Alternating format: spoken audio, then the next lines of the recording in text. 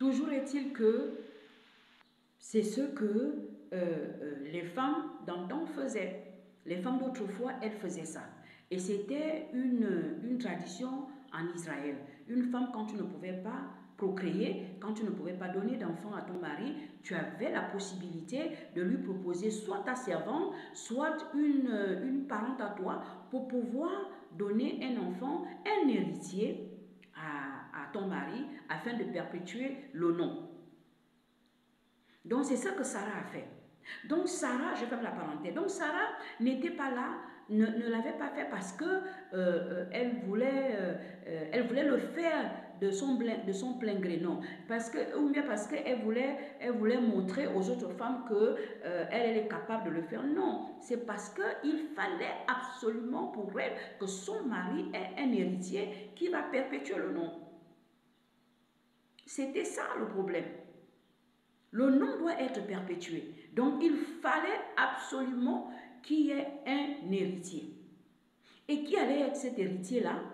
Si le mari, en âge avancé, elle-même, en âge avancé et de surcroît ménopausée et stérile de naissance.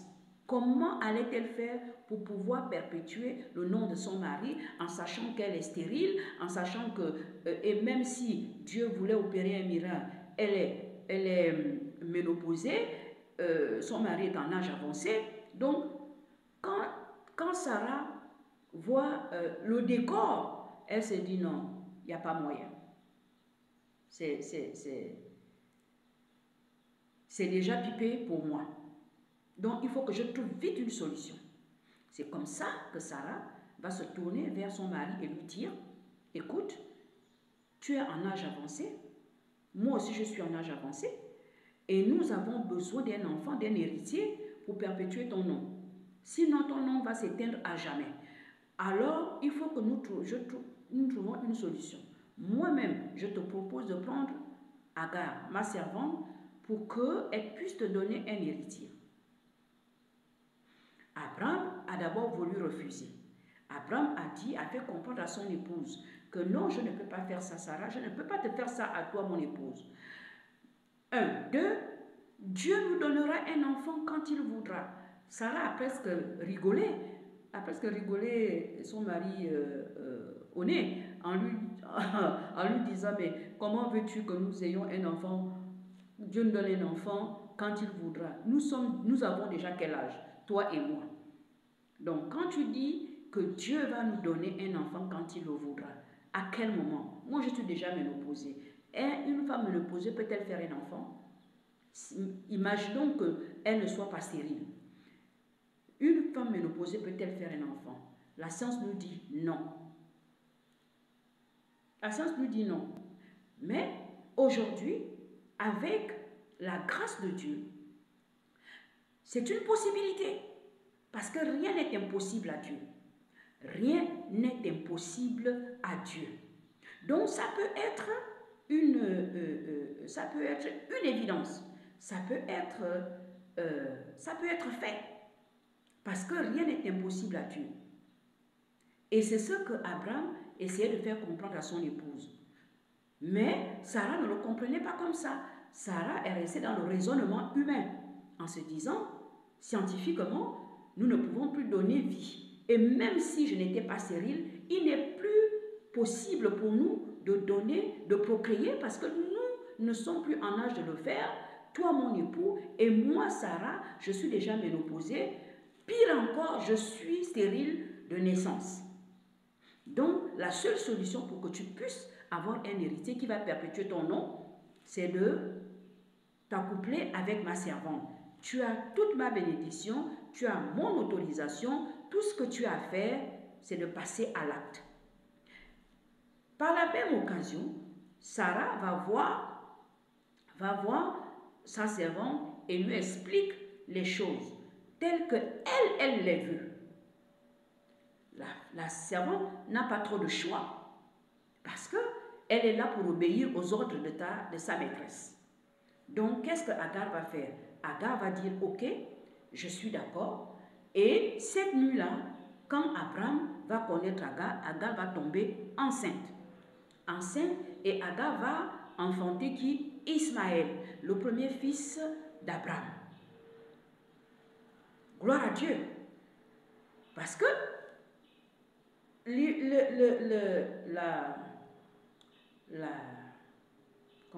comment on dit ça? Abraham pouvait être aussi malchanceux d'enfanter une femme.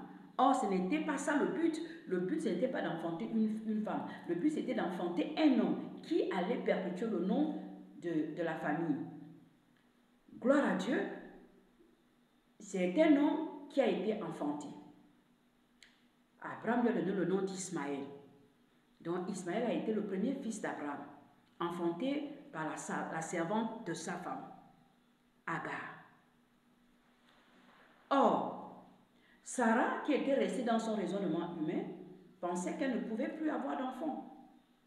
Mais Dieu étant Dieu, Dieu va montrer à Sarah que malgré le fait que tu sois stérile, malgré le fait que tu sois ménopausée, moi Dieu, le créateur du ciel et de la terre, celui qui s'appelle la vie, je suis capable de restaurer ta matrice et de te donner un enfant, de faire en sorte que ta matrice puisse procréer.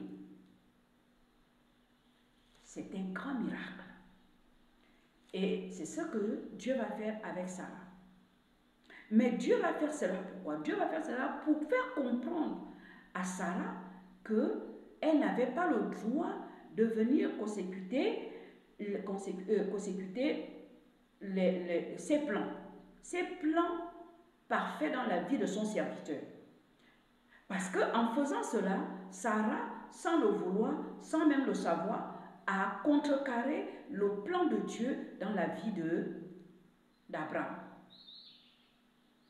Mais en même temps, Dieu étant bon, Dieu étant miséricordieux, Dieu a compris aussi que ce n'était pas dans le but de s'opposer à sa volonté dans la vie de son mari, mais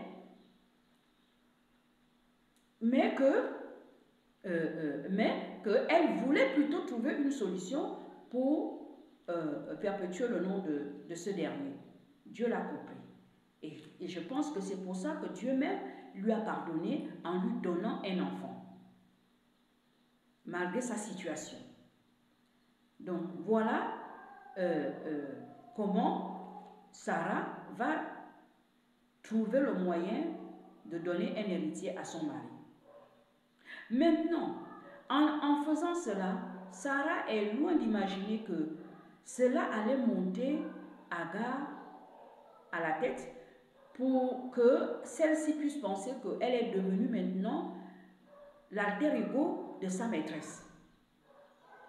Elle va penser qu'elle est devenue l'égale de sa maîtresse.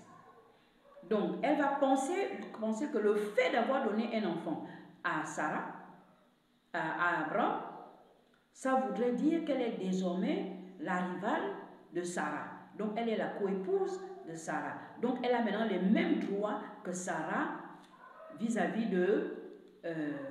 d'Abraham. Vous voyez comment la stérilité peut engendrer une sorte de polygamie au sein d'une famille. Et voilà comment Sarah va se retrouver dans un ménage à trois à cause de l'acte qu'elle-même elle a posé. Un acte qu'elle a posé en se sacrifiant, mais qui va se retourner contre elle-même. Elle va devoir vivre maintenant une polygamie qui ne dit pas tout à fait son nom, mais qui est là. Parce que Agar estime qu'elle a maintenant les mêmes droits que sa maîtresse dans le foyer.